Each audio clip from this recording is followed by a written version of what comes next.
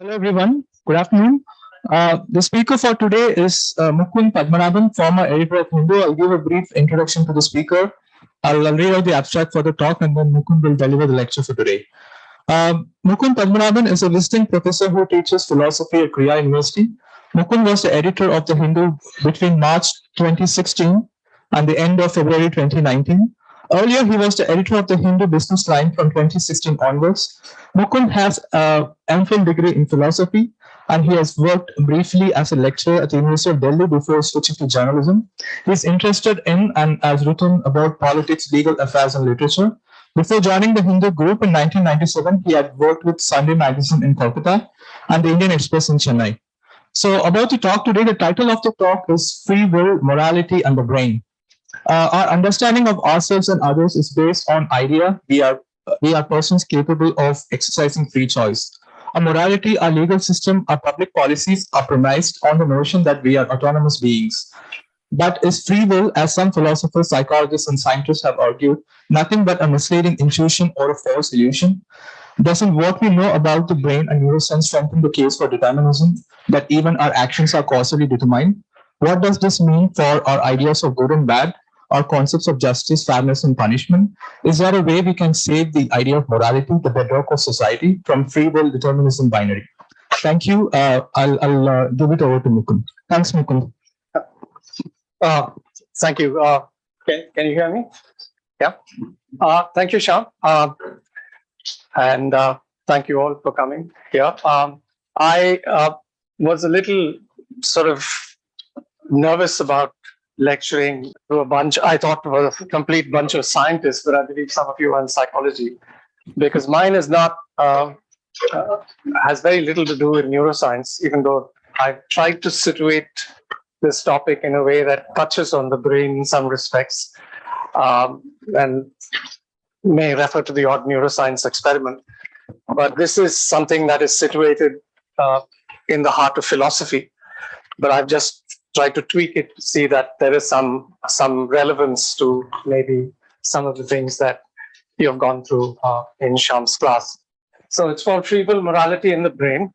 And I'm going to see if this works. So I'm going to start with a true story. And at the end of this, I'm going to ask you what your takeaways are from this. So this would be, and it's also here, a story to do with the brain. This is the story of, as I said, about a 40 or 42-year-old school teacher who is married, has a little daughter. And suddenly, I mean, he's lived, he's lived what we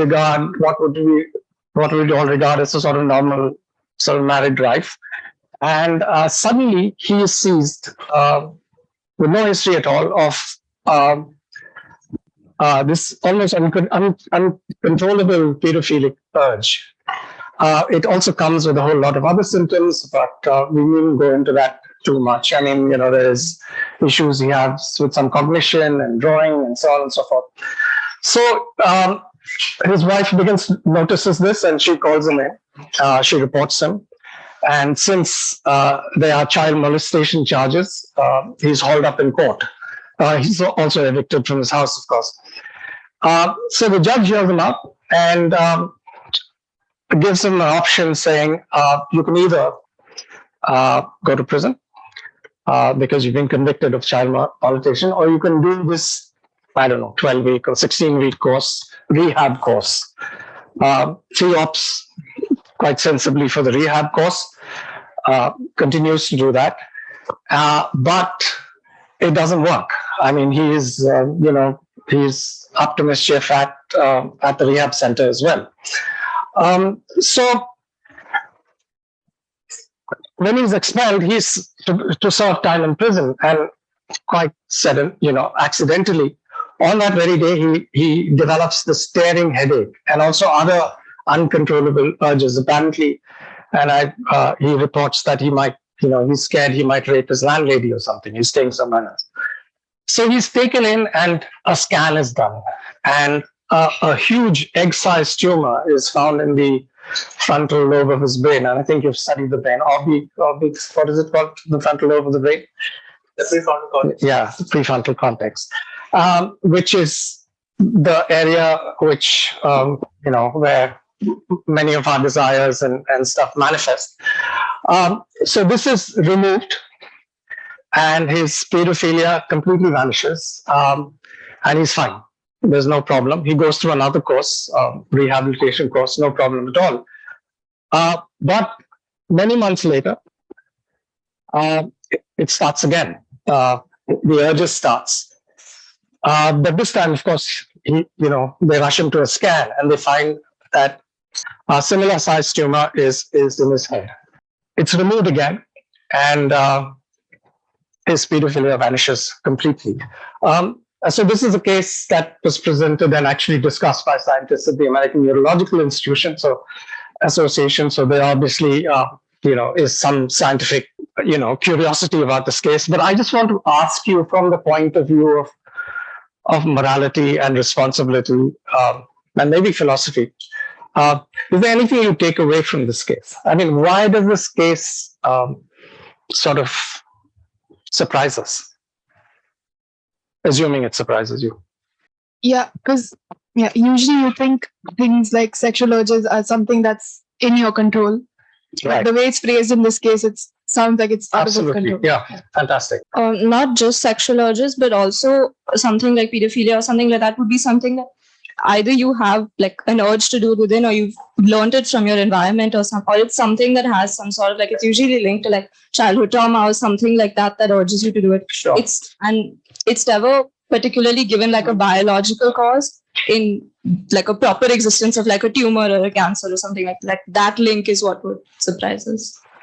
Did you understand what I'm saying? Yeah. Fine. Anyone else? So I had something similar to say that, usually it's something that's a behavior that is not really affected by something physical. Yeah. And it's very strange to see that it's actually, you do a scan and you can actually find it, that there's a problem that can be removed. It would be wonderful if we could. So, sorry, one more.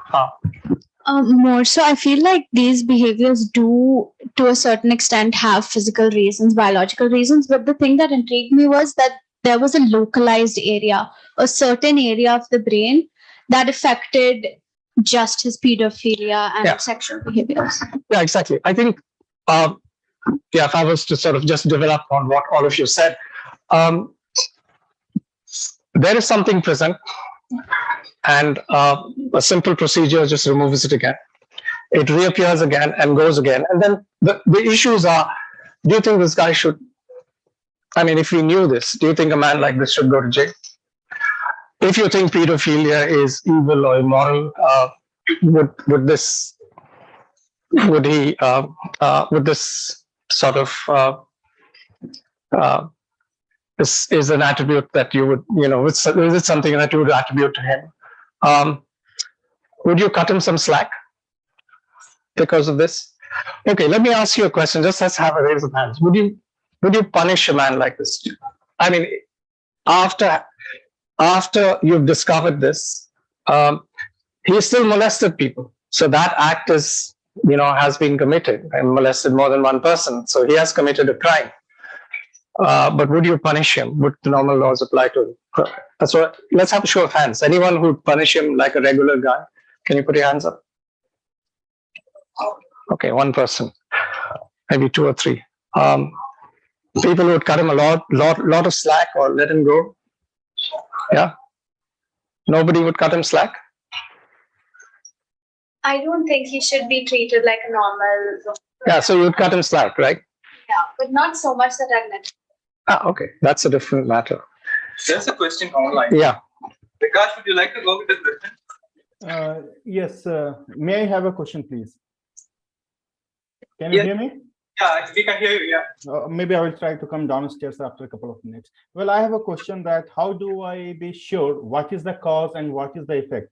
If sexual urges are causing the cancer or the cancer is causing the urges, how do we determine that before we are making this conclusion?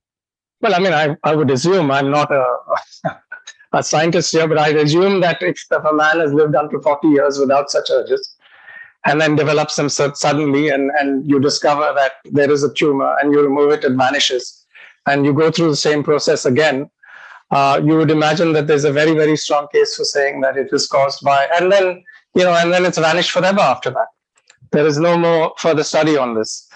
So you would imagine that there's a very strong case for saying that it was the cancerous tumor that set off these urges. Yeah, there's a strong correlation here, Vikash. Yeah. So when you remove the tumor, the behavior actually vanishes, and when the tumor comes again, the behavior comes back again. And this is also seen with other cases of damage with frontal lobe and temporal lobe. So one would naturally assume that this is the cause. The biology is the cause here. But coming from a physicist point of view, we refrain from declaring something as cause. Like, it's a very strong statement to make. So correlation and causality, they are two different things. So even a strong correlation may hint you that there is a potential causality, but it may not always be the case. And this is why I'm asking, is that I have this discussion in the class as well in SCR, that whether like people say that we have dopamine and then the reaction is like, and there's a respective reaction of humans to that. Like, how do I determine what is the cause and what is the effect? So this has bothered me quite a lot, this particular question, and I have not got any conclusive answer. I'm sorry. Well, I mean, philosophically, at least, causes sometimes are defined in terms of necessary and sufficient conditions. And you might question this and say, we don't have any proof that a tumor, an excised tumor in the frontal context is a sufficient condition for somebody behaving like this. If that's the case you're making, fine. But I think there's a very, very strong case for suggesting, given 40 years of non-causal history, I mean, no history of pedophilia, and also the fact that when it's removed, it goes away, that it was a sort of vital necessary condition for it. So yes, I mean, but as far as the correlation versus causation, this is sort of an old question that's played out in philosophy as well with Hume. And I think that question makes at least philosophical sense only if you want to attribute the word cause to something that is a complete sufficient condition. And we don't know the sufficient, we don't have the sufficient condition for most events. That would be my answer. I don't know if it makes any sense. Sorry. I think some of the things you already mentioned, suggested that there was a sort of intimate connection at the very least between our neurology and our morality in some ways. And you might argue that this case is an outlier, which is what I think some of you suggested, that look, this may not apply to your everyday regulation, plain vanilla pedophile, if you like. He doesn't have a tumor. It might be a result of urges. I think somebody at the back said that. So fine. So maybe the sort of relevance of a case like this is limited, and you need to keep that in mind. But at the very least, it suggests that pedophilia is not always, and may not be always, and not entirely a matter of choice. But also a matter of how we are hardwired. And there are many other experiments that have suggested this.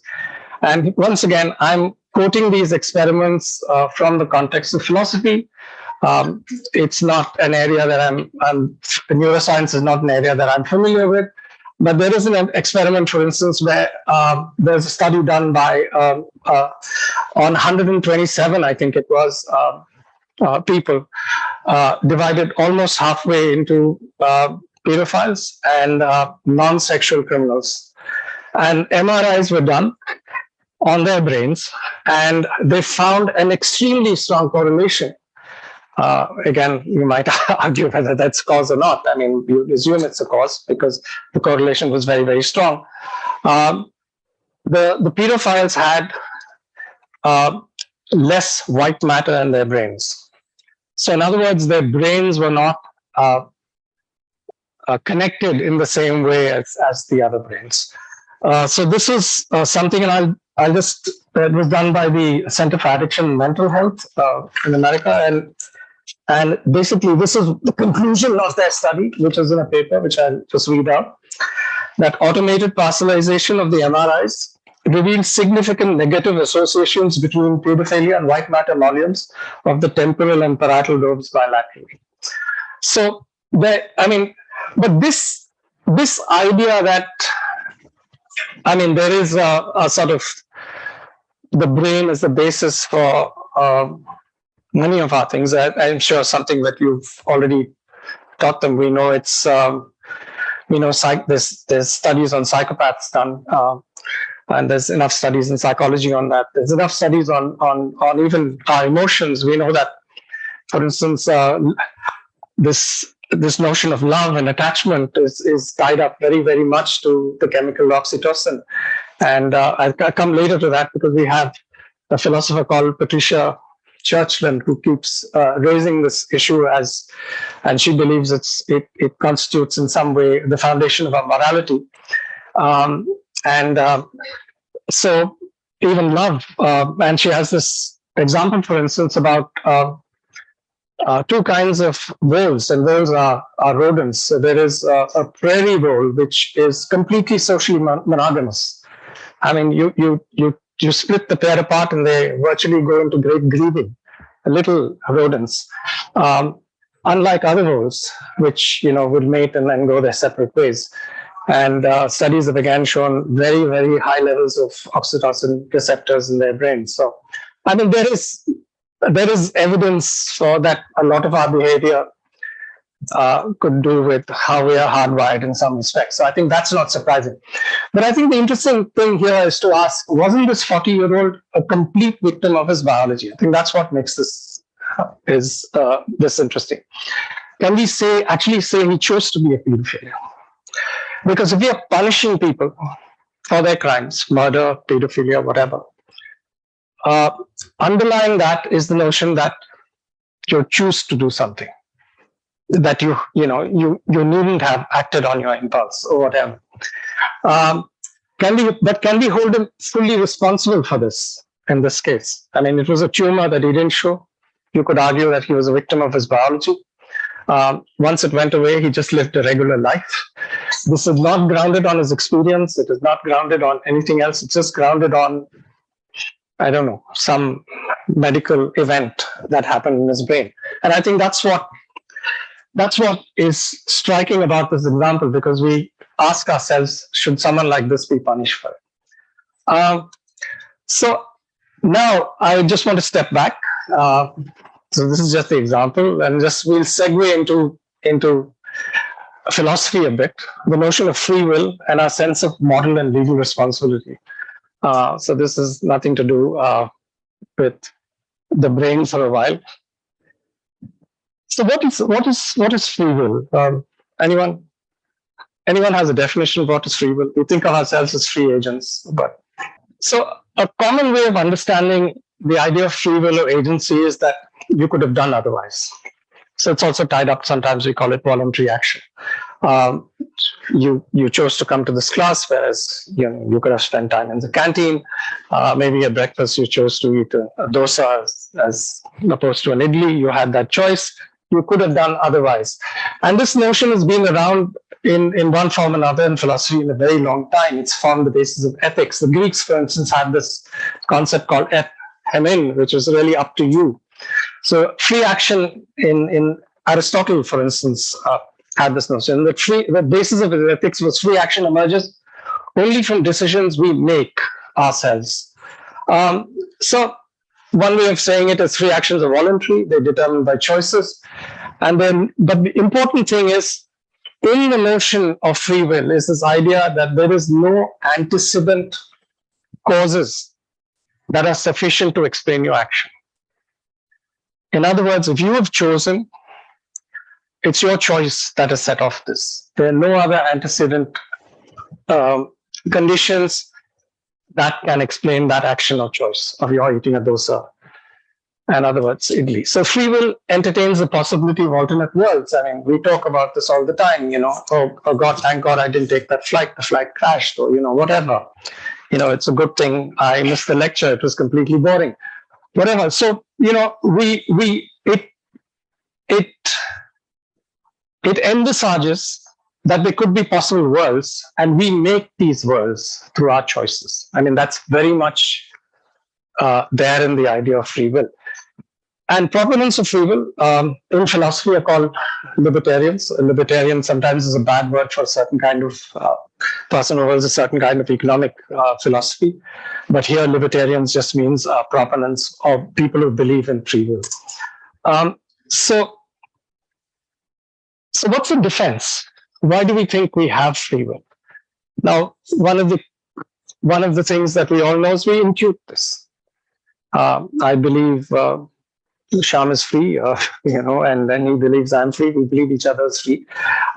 It's the basis of our interaction. It's the basis of our life. Our society is built around the idea that all of us are free agents in some way. But that's not good enough when it comes to philosophy. In philosophy, it's not enough to say everyone knows this. You need to find a justification for even the most obvious things.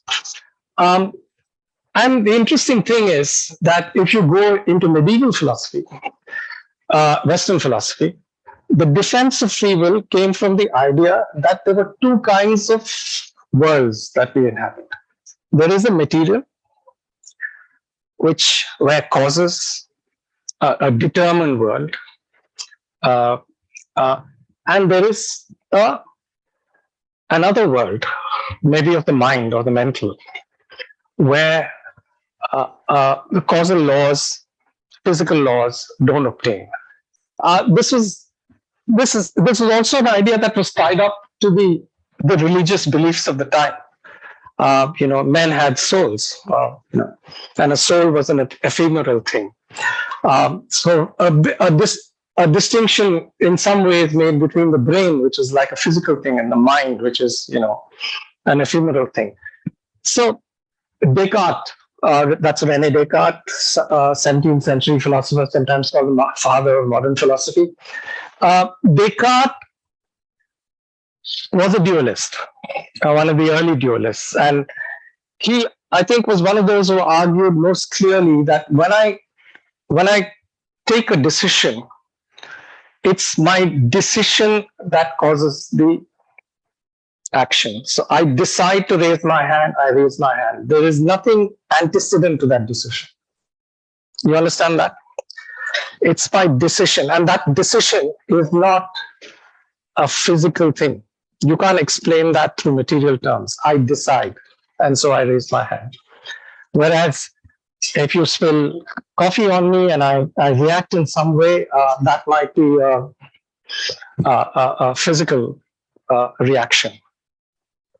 But you get this difference of, the important idea that there is no other antecedent cause but your decision. So Descartes then had to deal, of course, with this idea of what happens to animals, And so if you have the idea of a soul, it's very easy to explain away animals as having machines. And this is what he argued. If you can read the quote at the bottom, he says they have no intelligence at all, that it's in their, they act according to their nature, the disposition of organs. In fact, he compares them to clock. In the same way as a clock, animals are just like clockwork, they're automata. So this was the Descartesian view at that time. And this view in philosophy sometimes, after him, proponents of free will have introduced this idea of agent causation. So I'm the agent. Agent causation is different from all other causation. All other causation is material. Agent causation originates within me. And you can't ask me what lies antecedent to that decision. I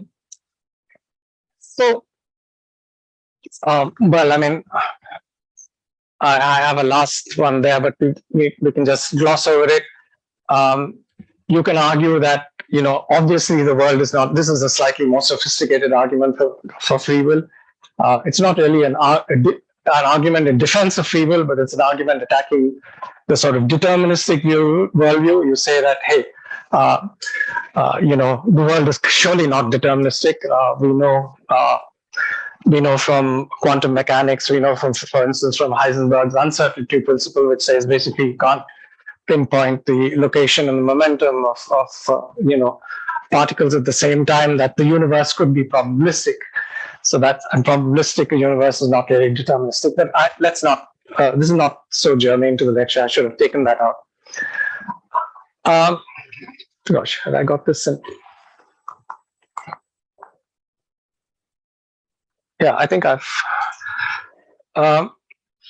So I think I've got the slides mixed up. So libertarianism or proponents of evil has had its critique. Now, one of the big problems today with libertarianism is it just goes against the grain of science. Everything we know about the science suggests that the world, we are matter, like everything else. Living things, plants, animals, all made up of matter. There is nothing to suggest that the world of causality doesn't apply to us. And so philosophers, at least recent philosophers, 20th century philosophers, are all pretty much determinists. No one, argues about souls anymore, and no one argues about agent cause, as very few people do. There are still proponents of free will, but they come from a different standpoint. The idea of denying that we live in a deterministic universe is something that is not a favored idea today. It just militates against the bedrock of what we know as rationality and science. And it also goes against the increasing knowledge that we have.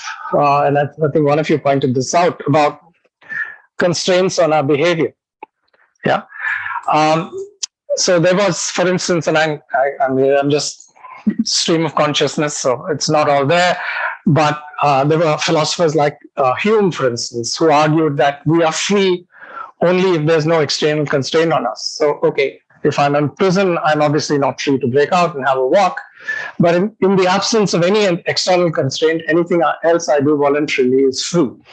That was the kind of constraints we have. But we now know that there are all kinds of internal constraints on behavior, which is highlighted most starkly by the pedophilia case. I mean, his behavior was constrained by his tumor, a big one in front.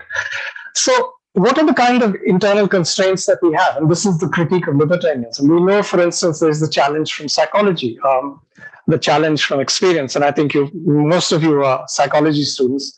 So you've all heard about what do psychologists call it? ACES, adverse childhood experiences. You've heard the expression. So how ACESs influence you and can be an explanation for your behavior in adult life. Psychoanalysis, for instance, the entire Freudian psychoanalysis is built on this idea that, also on the idea that, you could be what you are, you could behave the way you are because of some early childhood memory, which you may or may not remember, which might live with you in some subliminal way. More interesting, I think, to this, to the critique of libertarianism, is a challenge from neuroscience. And so there are philosophers who have argued that they're determinists. They argue that there's no such thing as free will. And I just pick one of them because he's a psychologist and he's written very good books.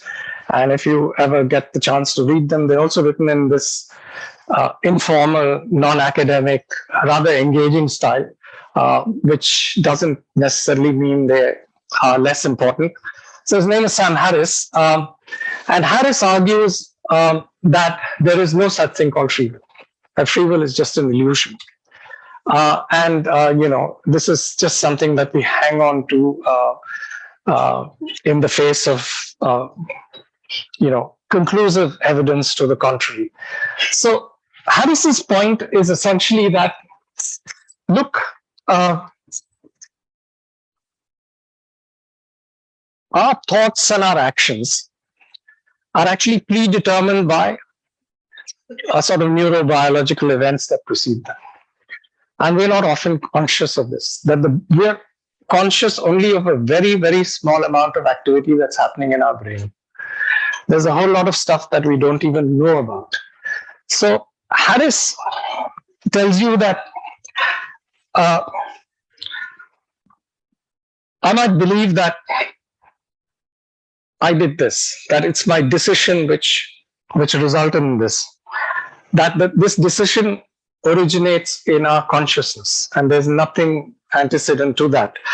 But Harris argues that there's a lot of underlying activity that we're not even aware of. And then he cites, again, I'm just citing this from his book. I'm not a neuroscientist, but Benjamin Libet is one of those who famously used the EEG to show that the brain's motor cortex can be detected some 300 milliseconds before a person has decided to move. So before you've decided to move, he has done experiments to show that milliseconds before you decide to move, there is neurological activity in your brain. And similarly, there are a whole lot of other experiments that have been done. So subjects have been asked to watch a clock with numbers, and they've asked, for instance, choose a number. You keep having numbers flashing before you, and you decide you're going to stop at 7. And you think you know that it's your decision when you've taken the decision to stop at 7, that you either utter it or you press the button and so on. But apparently, in this case, many seconds, ironically, not just nanoseconds before it, people are able to tell, neuroscientists are able to tell that you've already decided to stop it at 7. So there are antecedent conditions for it. He also mentions, and I'll just read this out, more recently, direct recordings from the cortex show that the activity of nearly 256 neurons was sufficient to predict with 80% accuracy a person's decision to move 700 milliseconds before he became awareness. So your awareness of your decision to raise my hand is not what is the causing it. That is not the initial cause of it. There are other things in your body that are happening behind it. So in other words, this raises this idea that, look, it questions the idea of agent causation. It questions the idea that it's your decision that is behind it. So there is enough, and I don't want to cite more experiments on this, but there's enough data to suggest that even our decisions have prior causal chains to them. So Harris then has this few lines in this book, and I'll just read it out. He says, one fact now seems indisputable. Some moments before you are aware of what you will do next. That could be you flipping the phone or you putting it on the desk or whatever. Some moments before you're aware of what you'll do next, a time in which you subjectively appear to have complete freedom to behave however you please. Your brain has already determined what you will do. So you become conscious of this decision and believe that you're in the process of making it. So the fact that you become conscious of this misleads you into believing that your consciousness is actually doing this in a way. I hope this is clear. No questions? No questions. Okay. Okay, and finally, of course, there's the challenge from genetics. Yeah, go. Yeah, by the way, just interrupt me whenever you want. Yeah, that's just, free. Just correct. I just put my phone on. But what about there is conflict in the decision-making process sometimes. Like, should I do this? Should I not? Yeah. So how are we saying that but choice is predetermined if there is conflict in the choice itself? Yeah, but I mean, Harris's argument would be that even the conflicts would be predetermined, I guess. Yeah. But good question. I understand where you're coming from. Anything else? Yeah. So we also have genetics, which are also internal constraints. We now know that, familial and genetic factors contribute to the risk of many things, ranging from bipolar disorders to depressions to psychiatric illnesses to suicide to alcoholism, whatever. So, I mean, this doesn't necessarily mean that, this explanation is complete. We talked of necessary and sufficient condition. Doesn't mean everybody with a brain tumor will do this. I'm not suggesting by any means that genetic factors or biological factors are sufficient to cause a certain outcome. But we have a wealth of evidence to suggest that there is a very, very strong correlation between these two things. So even if there is no suicide gene, we can certainly argue that there's a genetic component to suicide. I think that much we know. Finally, and I think this is the sort of, to me, the purest philosophical challenge to libertarianism is, if there's no causation, what stands in its place, right? If it's randomness, I mean, uncaused events, if they're truly random, are we really free? We're not free agents. So in some way, our notion of freedom, ironically, is tied to this notion of causation and determinism. I don't know if you get what I mean. If there's a binary between what is caused and what is uncaused, and if what is uncaused is just random, right? What is uncaused cannot be structured in any way. It just has to be random. Then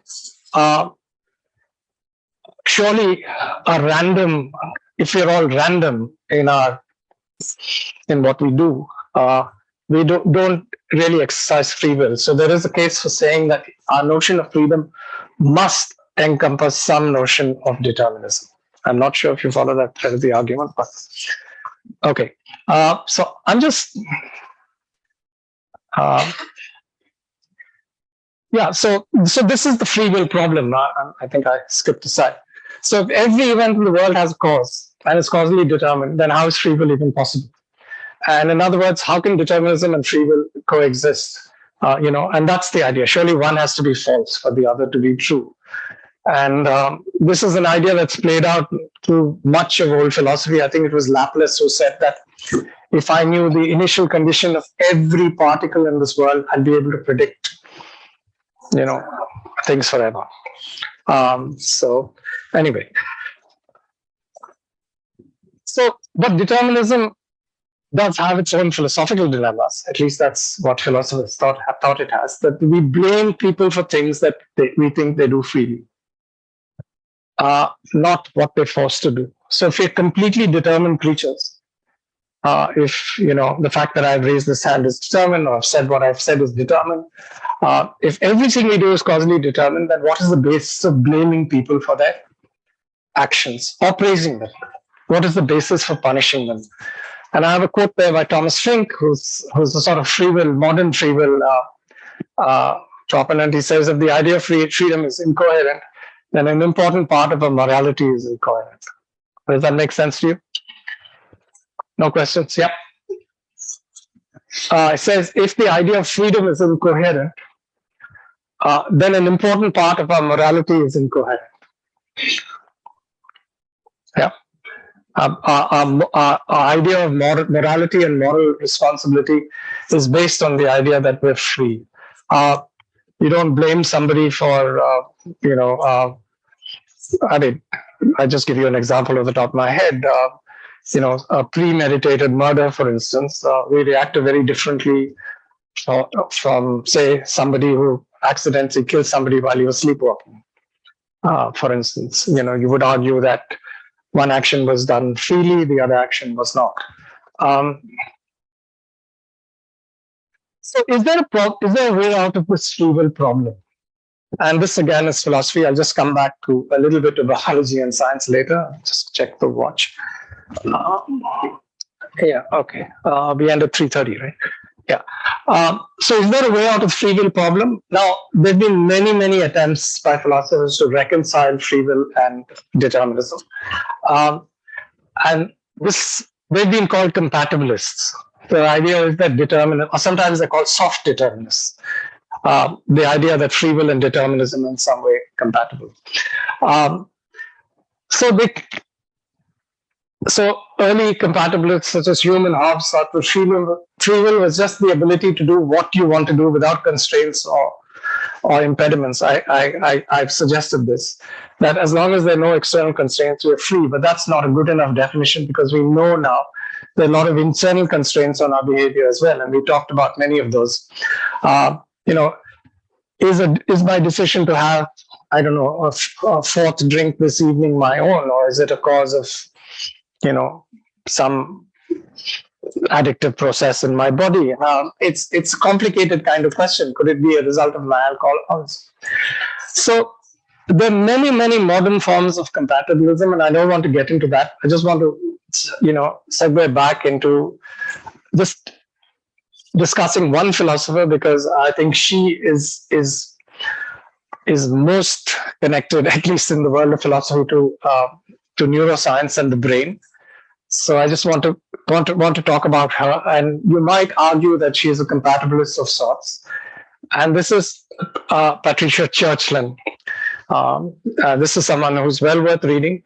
She writes incredibly well. She's also very good on YouTube and so on. She's Canadian American. She's written a book called Touching a Worm, Nerve. She's written a book called Conscience, many other things. Her husband, Paul Churchland, is somebody she works with in similar areas. Now, Patricia Churchland describes herself as a neurophilosopher, which is, I think she's the only self-professed neurophilosopher that I know.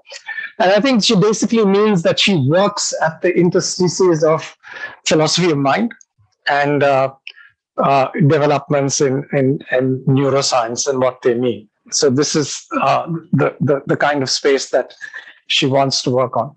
And I think as a kind of introduction, she grounds this idea of morality. Now, we get our morality from anywhere. We get it from the Bible, we get it from the Ten Commandments, we get it from rules, we get it from, deontologists like Kant, who tell you that moral rules can be derived from pure reason, just from our rationality. Sometimes you have utilitarian ideas that, good things are, a moral action is one that produces a greater good than bad, so on and so forth. There are many ideas. But Churchland looks at the evolution of morality, which she sort of grounds in biology in a way. So according to her, moral intuition, moral sentiment are things that develop starting with attachments for people. And it's an interesting idea because so parent-child, for instance, is one of the earliest of forms of attachments.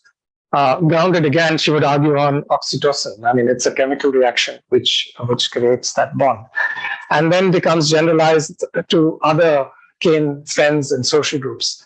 Now, morality, in her view, is we have these rules for two reasons. One, for the issue of survival as a race. I mean, if there was not enough oxytocin kicking around in our bloodstreams, mothers and parents may not be as good to their offspring as they are. And we know that in most mammals, where there's a lot of rearing, there's oxytocin, flushing around in their brain. I mean, there are all kinds of other debates on whether women have more than men. Studies have shown that, but I don't want to get into that kind of controversial space. But basically, this is very much there. So the one issue is survival. The other issue is morality and rules are connected to the cohesion of the social order. We need, our consciences are there for the sake of a greater social order. And in this connection, and the order of social groups, if you like. So in this connection, she argues that one of the things we instill in people from the very beginning is this value of what she calls self-control. And self-control is essential for both these things, survival and cohesion. And we teach offspring self-control, and we preach forms of self-control. And that is the basis, if you like, for this huge conceptual overlap between morality and self-control. So maybe the next slide will make things a little clearer if this is not there. So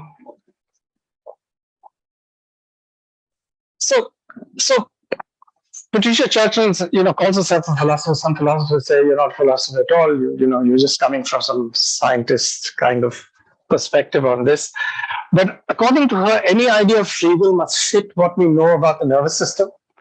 And it must reflect a sort of working, pragmatic notion of the concept of responsibility. And by responsibility, I mean moral responsibility.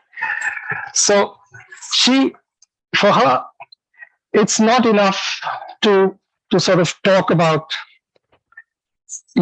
she comes from an approach which is completely different from the approach that philosophers take, which is create a binary between free will and determinism, and then to see whether you can find some sort of bridge between it. You might argue that this is a sort of non-philosophical kind of way. You ask questions whether our voluntary actions are uncaused, whether they're random, whether determinism rules out moral responsibility. According to her, they're asking the wrong kind of questions. We need to approach this from a much more pragmatic and sort of scientific way.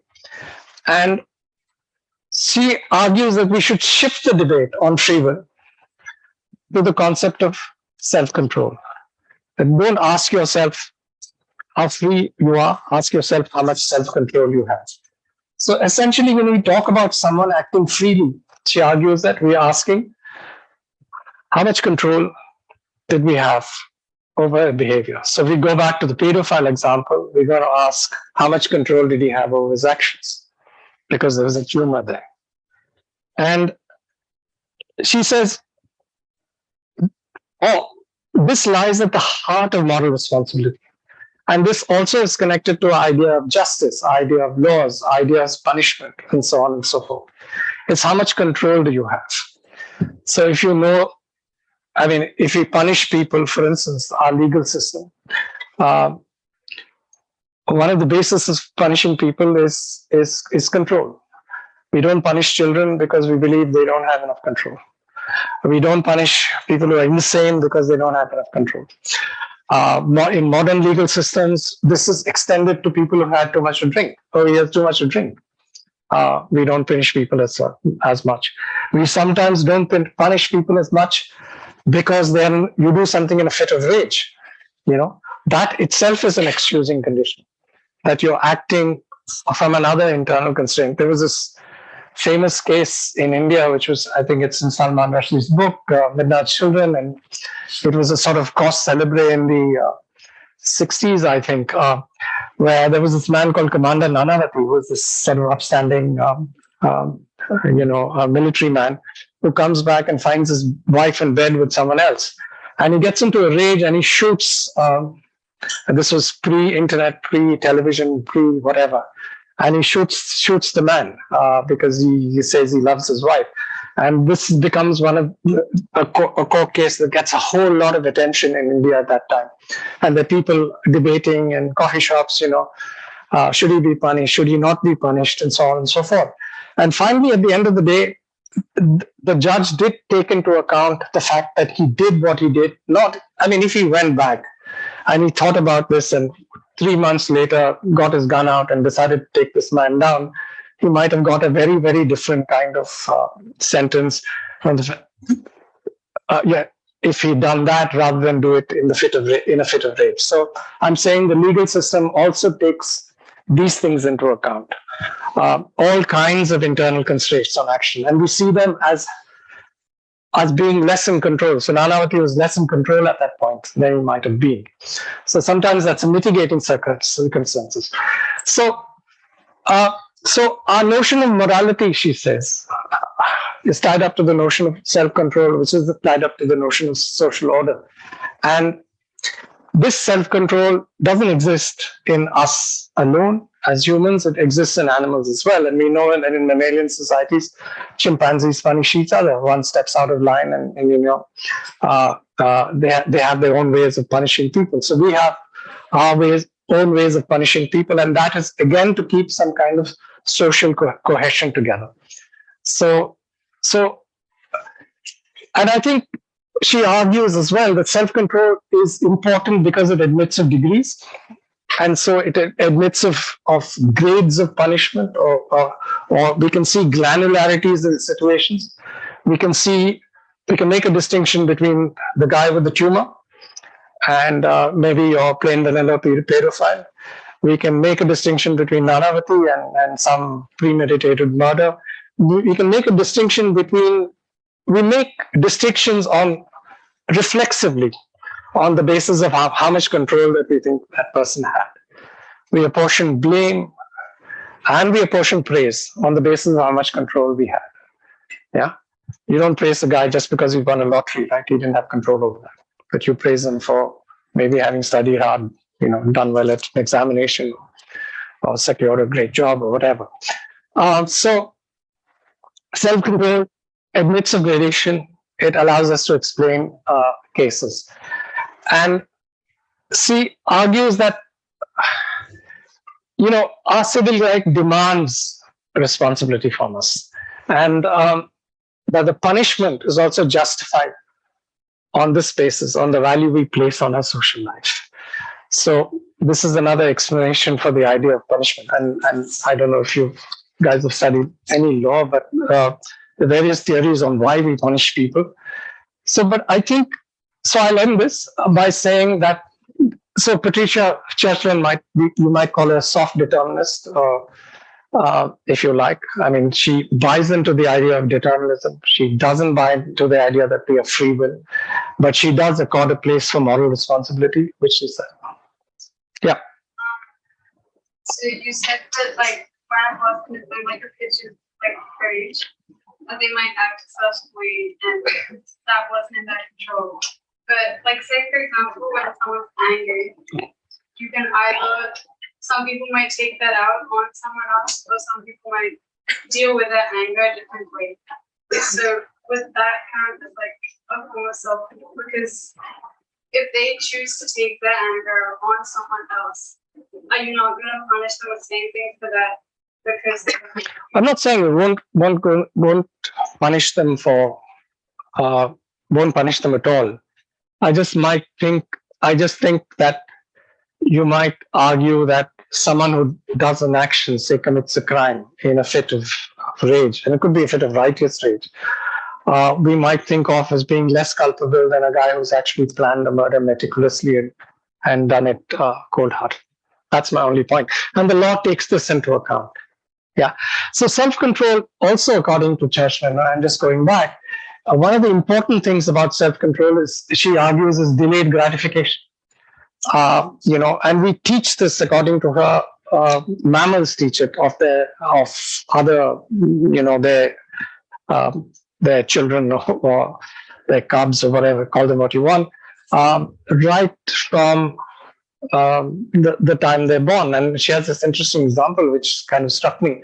She says one of the earliest things that we teach a child self-control is sometimes a child bites too hard on the mother's breast and while feeding, and immediately the mother reacts and says no, and the child gets a sense of it.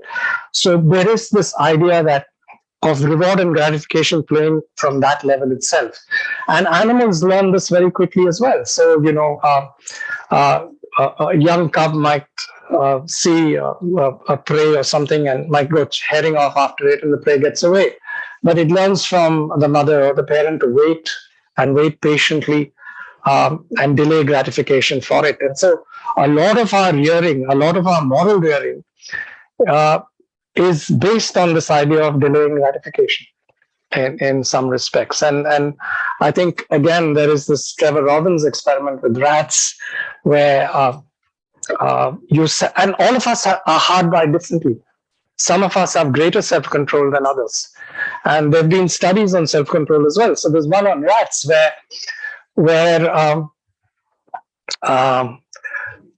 there's this whatever cage or whatever these guys do with rats. I mean, from Skinner, they've been using these little boxes.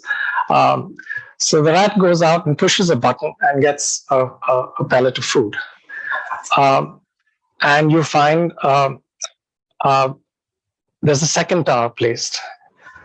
And if it pushes that button, it gets 5 pellets of food. The only difference is there is a great delay. This one coughs up a pellet instantly, and the other one coughs up a pellet sometimes 1 minute later. So the rat has to sit around and wait. It's a hungry rat. And they've done experiments, that suggest that some rats can wait and some rats cannot. And a similar thing is argued with humans. Some humans are better at delaying gratification than others. I think studies have been done about that. I mean, she also talks about another aspect of self-control, which is to cancel your action.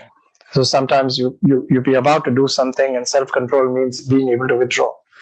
And so rats sometimes that can delay gratification are not as good as the second aspect of self-control, which is canceling an action.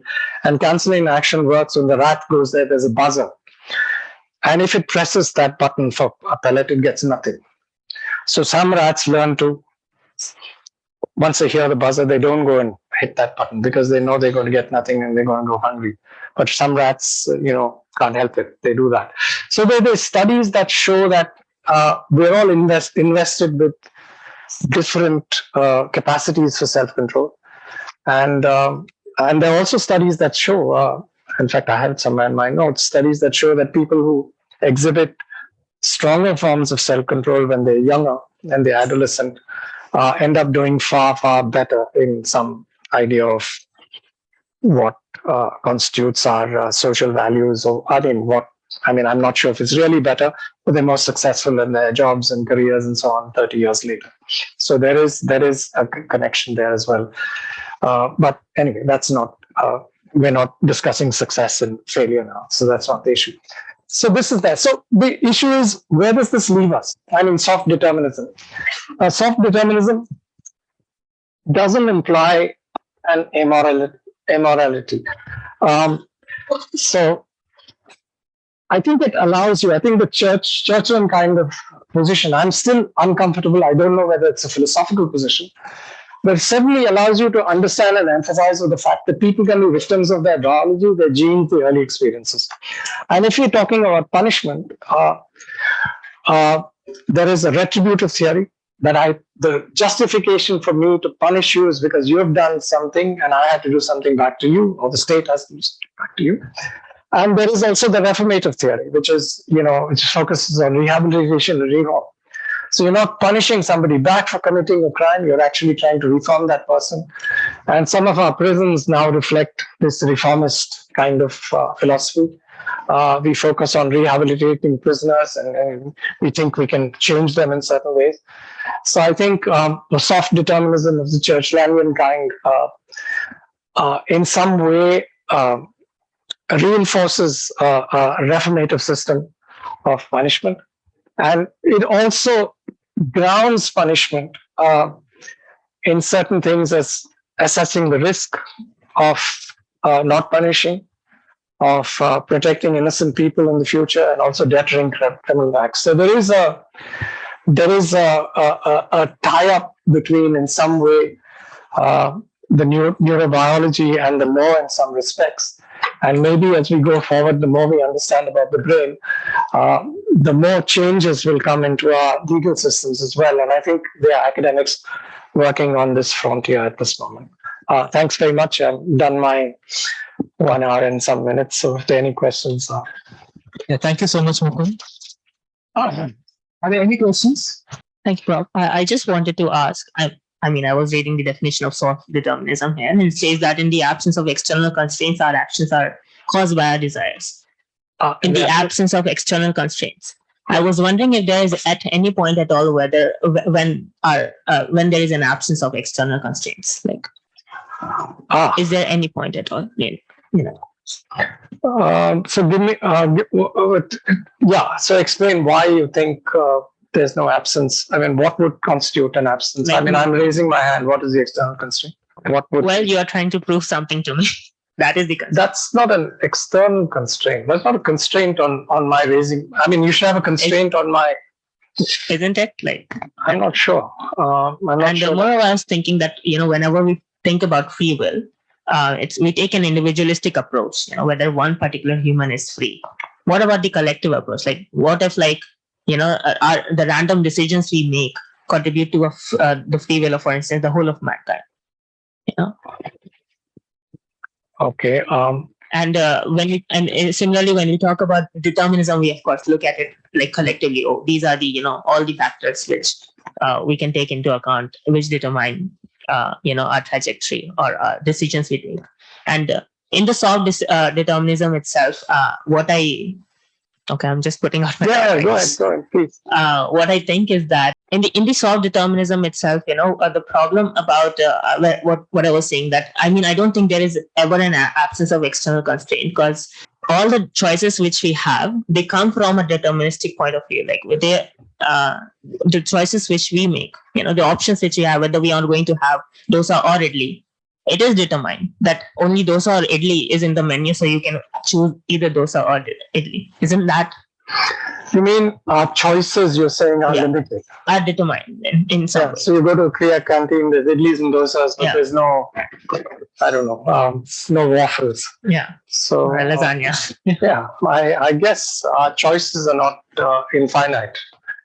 But I'm not sure whether that is an argument against the fact that we are not free to choose between certain alternatives. You might argue that it suggests that our freedom is not absolute, and our choices are not infinite. I'm not sure if that's no, it makes sense. Yeah. But I think you pointed. I didn't understand your bit about individualism and collective behavior. You're saying that if individuals may behave in an uncaused manner. So are you a proponent of free will or determinism? I thought initially you started off as. I'm trying to just negotiate both of them.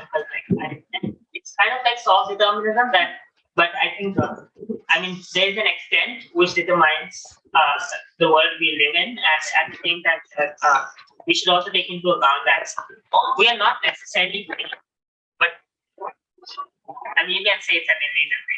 Which is no, it's just Sam's hardest point. Sam's hardest point is an illusion. The fact that the fact that there are causes, I think that there is a neurobiology there's a sort of neural events that precede our decisions. I think that's pretty conclusively scientifically established. That's established.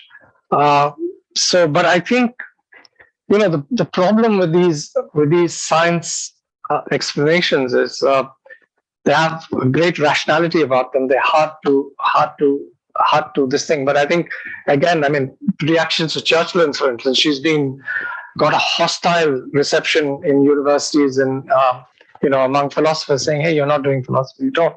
I still have this question. I still believe I am in some way free. And the idea of grounding your morality in biology doesn't make sense to me. I still want to ask the philosophical question: what is the justification for, say, a moral law or moral rule saying I should not kill? So she sort of circumvents all those questions with her approach. I think she's just explaining how things have developed in the mammalian system. And what conscience and the role that morality plays in the social order and so on. I'm not sure whether that rules out all philosophical thought on ethical questions, which is what is troubling a lot of philosophers with her kind of approach to the issue. But she certainly has suggested two things. That one is that. And I think this is for psychology as well, and which is why I think it's a wonderful thing that you're doing a course on neuroscience, because she argues that, look, this space for social psychology, psychoanalysis, much of this sometimes will have to give way as we learn more and more about the brain. And we are learning more and more about the brain and how it contributes to certain conditions. So you might put me on a couch and let me speak about my early experiences, but sometimes, scans and MRIs and chemicals, analysis of chemicals and, how our brains are hardwired may tell us more about how we behave and what we are than traditional psychoanalytic and social psychology, the techniques that are employed there. I think that she is right about. So I think the psychologists are a little more accepting of this than the philosophers. Any other question? Thank you for the talk. I just have 3 to 4 points to make. They can be seen as comments or questions. Yeah.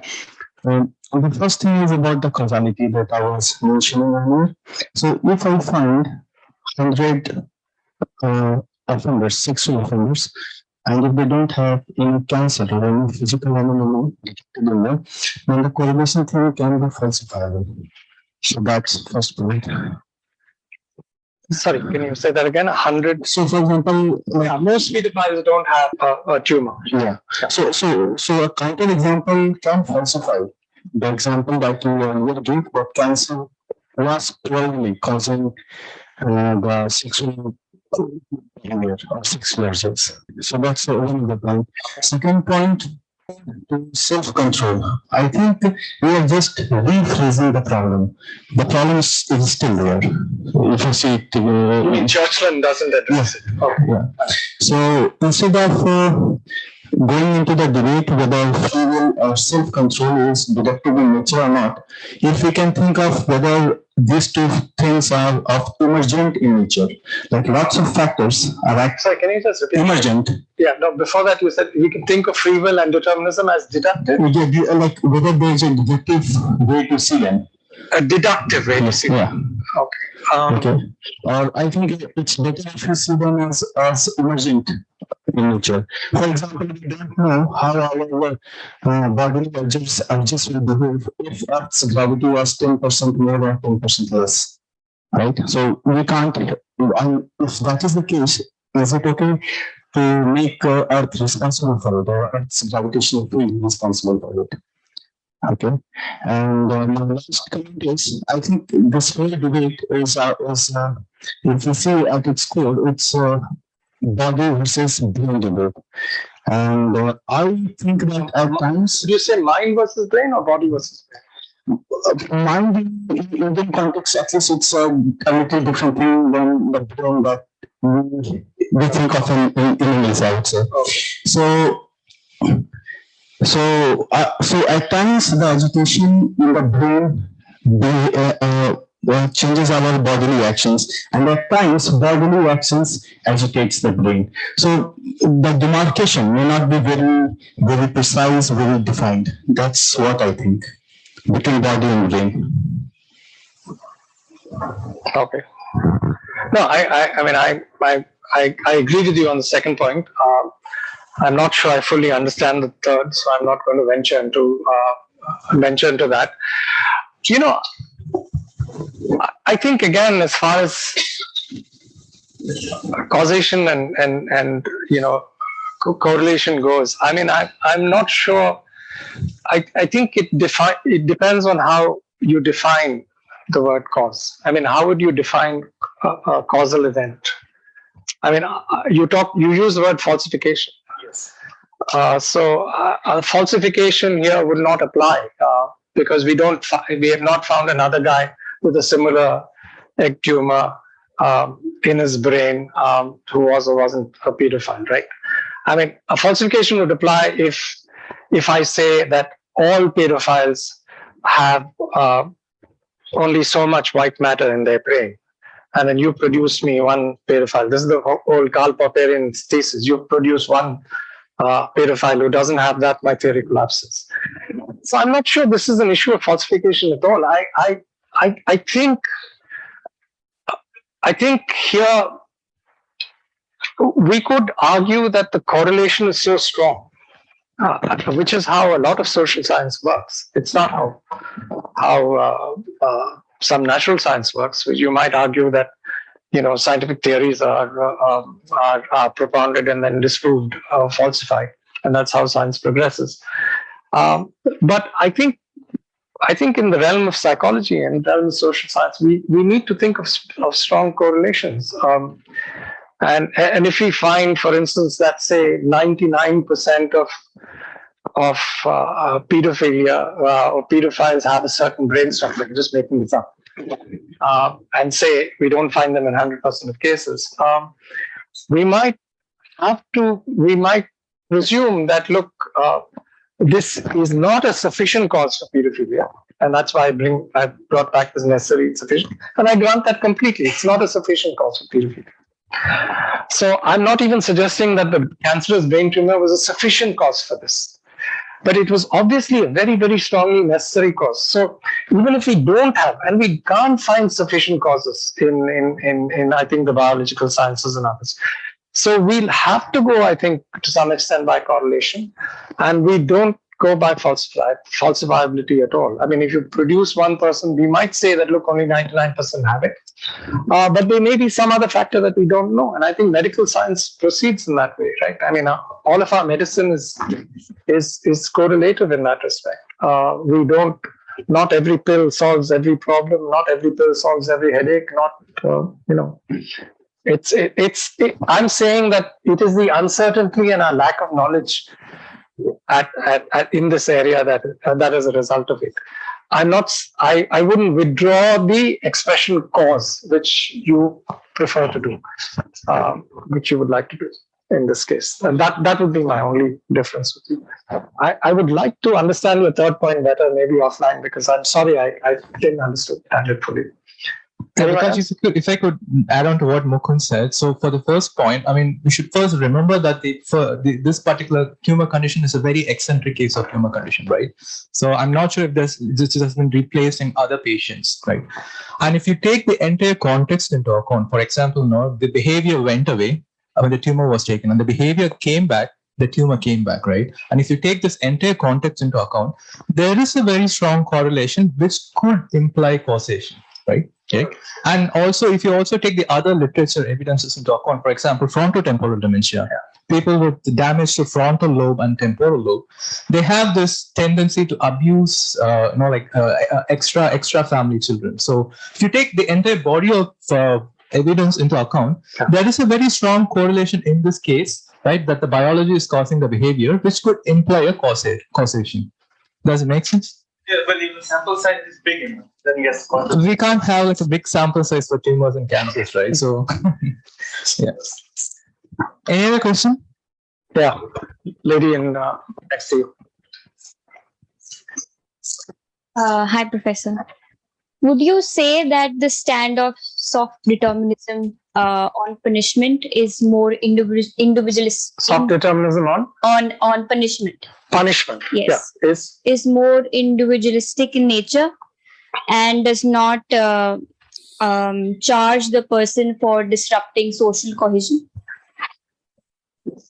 Yeah, good question. I'm not sure that I use the word individualistic, but I understand what you're saying. But I think it's certainly graded, and it takes circumstances into account.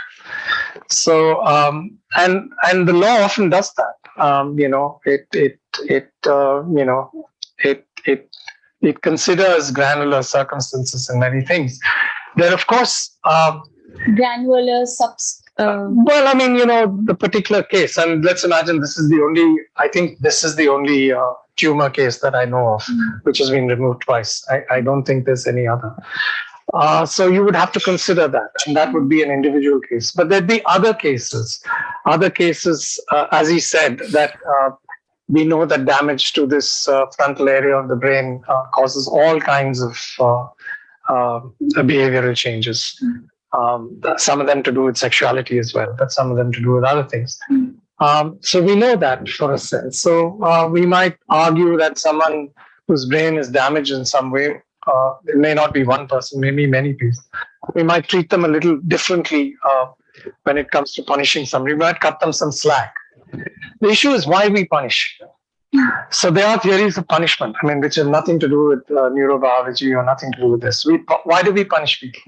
We punish people sometimes. The old notion, which Immanuel Kant subscribed to, for instance, was the idea that, look, there is something called retribution. You've committed a crime, that crime should be committed back to you. And in some legal systems, it's the same kind of thing that comes to you. You kill somebody, then you die for it. It's this sort of an eye for an eye kind of attitude to it, except it's the state or the law that is doing that to you. And now the more modern theory is that, look, and it's thanks to science in some respects, because we realize that even criminality could be a result of certain other factors. They could be genetic, they could be experiential, there could be a mix of factors may have contributed to this. And similarly, even in the tumor case, we're not saying it's only the tumor. Maybe he was also weak-willed in some respects. Maybe there was a stronger guy with a tumor might have resisted this. So all of that needs to be taken into account. These are things that we don't know. And so, I mean, I completely respect what you're saying, that I never wanted to suggest that this one thing was what led to that. And there you're 100% correct on this. So I think basically it allows us to look at the whole system of punishment in a sort of different light. I don't know if it's an individual light, but it's certainly a much more granular light and a much more differentiated light. And I think it's worth looking at because there are tendencies where people say, you know, if you committed this crime, that's it. There is no, and sometimes they're very liberal voices that are saying this, that if you've committed this, this is the punishment. And I'm not going to look at the circumstances. And this, I mean, we're going out of context here, but this is one of the problems I had, for instance. I mean, I'm not saying it was a bad movement, or I'm not saying I'm not opposed to it anyway, but I think it was one of the problems of the Me Too movement. It didn't make distinctions between kinds of offenses caused and the kinds of punishments meted to.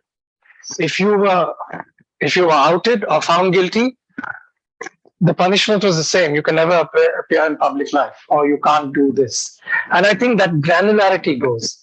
So sometimes this is coming from, you know, this lack of granularity, this lack of looking at individual cases is coming not just from, you know, a conservative arch, problematic right, but it's also coming from the liberal space as well. So I think the reformist idea generally is a great advance on the retributive idea, which is sometimes the more conservative view where, you know, somebody has done something punishing. But at the same time, even while we accept reformism, we are finding in society today people who are less willing to look at the granularities of the situation in certain cases. I'm just giving you one example, but you can think about this. So do you think we should pay more attention to the effect of it rather than the cause of it? To the circumstances, certainly. To the circumstances. Or any other question? I don't think this is a question. It's just a comment. I feel like causal determinism is both of these concepts, soft determinism and causal determinism, very. I don't want to say black and white, but for the lack of a better word, black and white, because I feel like soft determinism says that, oh, we'll be free and morally responsible in the absence of constraints. But I don't think we can ever exist in a situation that's, you know, absent of constraints, because everything revolves around social constructions that we've made. Like today, I can say that, oh, I'm free because I choose not to attend a lecture. But the very fact that I'm studying in a university means I need to follow a path to reach somewhere in my life. So at the end of the day, am I really free?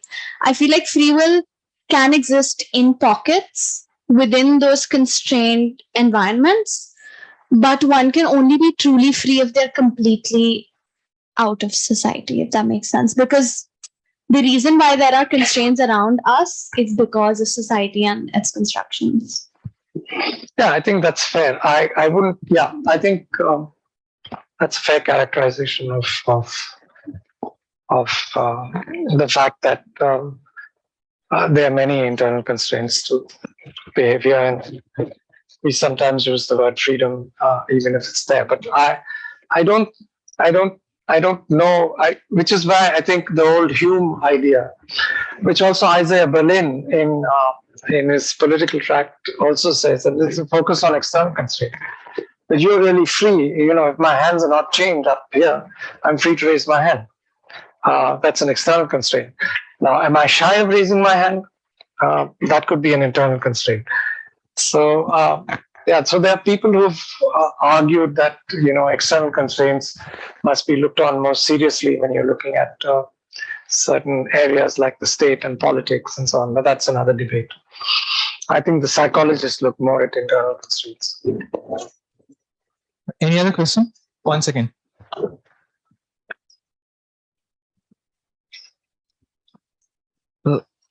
If we talk about free will as we have the option to do what we want, like No, free will is not the option to do what you want, because you might not be able to do what you want. Right? Free will is not like we choose to do this. Yeah, free will exists. You've acted freely if you could have done something else.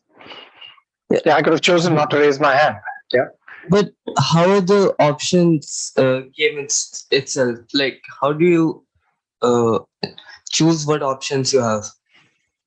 Like, if you have a food item in front of you, will either eat it or you won't eat it. But how would you determine the options themselves?